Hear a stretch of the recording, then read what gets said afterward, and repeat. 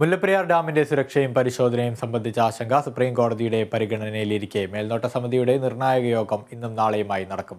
തർക്കങ്ങൾക്ക് പരിഹാരം കാണുകയാണ് വെല്ലുവിളിയാണ് സമിതിക്ക് മുന്നിലുള്ളത്. കഴിഞ്ഞയാഴ്ച പരിഗണിക്കുവാനിരുന്ന ഹർജി സുപ്രീം കോടതി ഏപ്രിൽ 18 മാറ്റിയിരുന്നു. പുതിയ വിശദമായ വിദഗ്ധ സുരക്ഷാ പരിശോധന വേണ്ടെന്ന നിലപാടിലാണ് മേൽനോട്ട സമിതി ഇന്ന് അണക്കെട്ടിൽ പരിശോധന നടത്തും.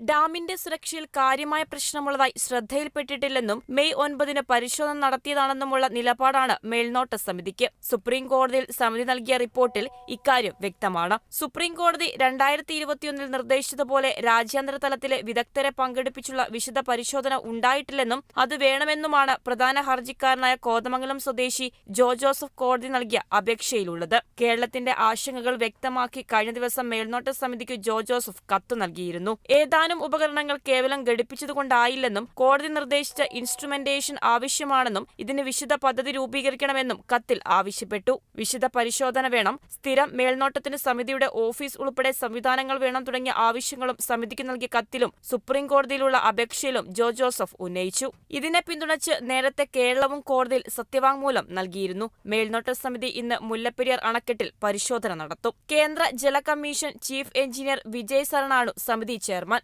കേരളത്തെ പ്രതിനിധീകരിച്ച് additional chief secretary doctor V Venu, irrigation chief engineer Alex Varghese എന്നിവരും തമിഴ്നാടിനെ പ്രതിനിധീകരിച്ച് additional chief secretary doctor Sandeep Saxena, Kaveri cell chairman R Subramaniam എന്നിവരുമാണ് സമിതിയിലുള്ളത്.